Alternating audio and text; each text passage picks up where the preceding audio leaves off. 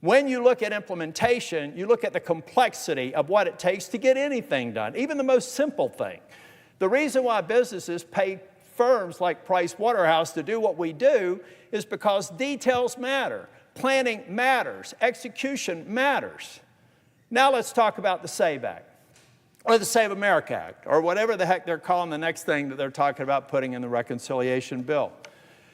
Mr. President, states fit into two categories when it comes to how they administer elections. There are 41 states, I'm going to have to do this differently, I'll have to write this. There are 41 states, Mr. President, that administer at the county level. And I'm doing this to better explain it to my friend, the senior senator from Utah. 41 states at the county level. What does that mean? Well, in North Carolina, it means that we have 100 counties, and we have the state.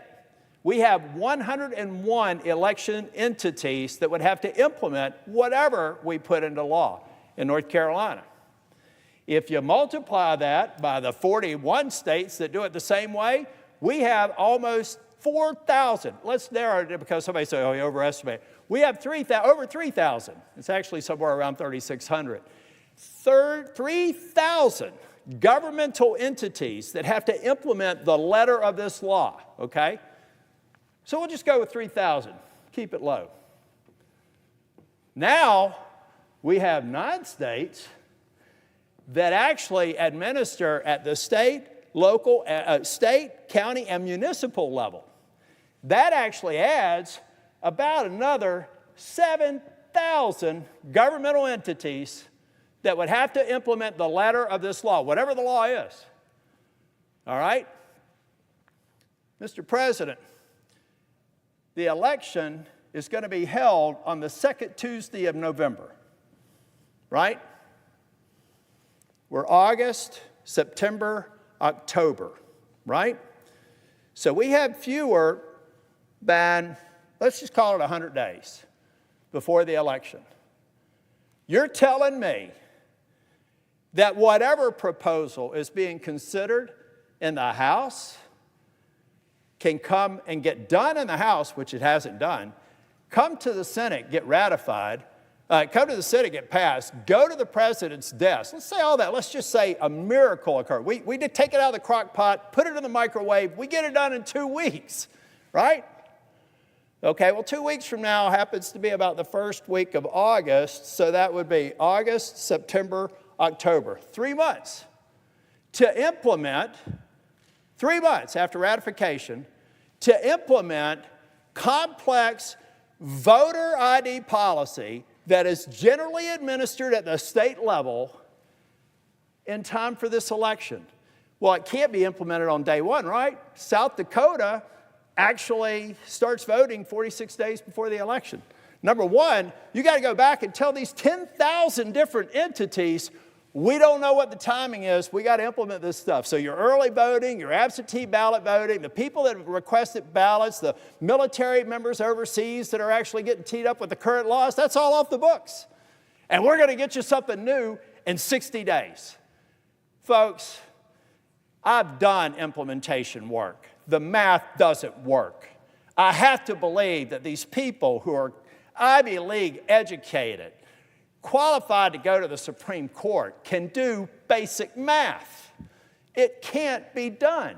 It can't be a serious effort.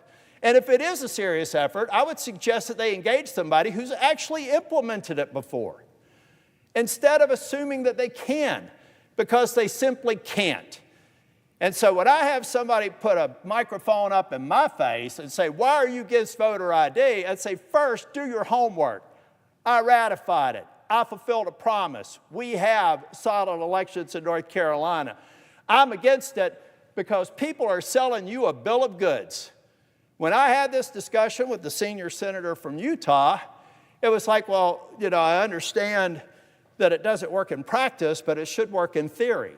Well, I don't work. He didn't say that, but that's effectively how he responded to it. I don't work in a theoretical world. I grew up in a trailer park. I worked as a management consultant. I worked in a practical world. And in a practical world, I don't care how much you want voter ID done, the only thing you're going to have in this election is 72 members of the Senate who already have voter ID in their states. Did you know that? You'd think that we didn't have any. 36 of our states already have voter ID. You want to sit down here and talk about how you up the bar and you give people a year or two to get it implemented? Fine. But don't fool the American people into thinking you can implement something of this complexity over 60 days. My God, it needed to happen 2 years ago. As a matter of fact, the senior senator from Utah's legislature has recently changed their policy, which I think they should have called for years ago, of mass mailing ballots to everybody, right? This should be fairly simple. You're only going from mass mailing ballots to saying, hey, you got to request them, right? They decided to take 3 years to implement that. I would ask the senior senator from Utah, why don't they speed it up? Why don't we do it this year? If we could do something as expansive of all this that they've tried to do in the 3 different sequels to SAVE Act, you could certainly do that in Utah, can't you? Because the effect of this bill would be to eliminate it anyway. So get her done. Do it now. Or let's start being honest with the American people. We should figure out a way to get every state to get to voter ID. We should put in grants that say, if you hit this threshold, we will help you implement the implementation. And if you don't, we're going to spend that money to audit your elections. That's fine. That's good governance. And that's given the states the option to decide whether or not they want to up the ante and increase the integrity of their elections or expect an audit from the federal government if they don't. That is what I would be advising my client. This is what I'm advising my client right now, the President of the United States, like CEOs that I've advised before. Mr. President, these people are misleading you if they're telling you that this can be implemented by November. The only thing that will occur is an undermining of the election integrity, the integrity of our elections right now. So folks, from North Carolina, our state motto is esse quam vadere, to be rather than to seem. This seems like a legit proposal, but it isn't.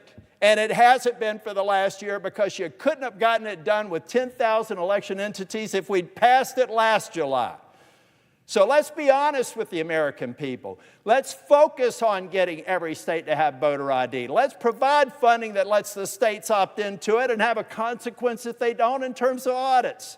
But let's stop the charade.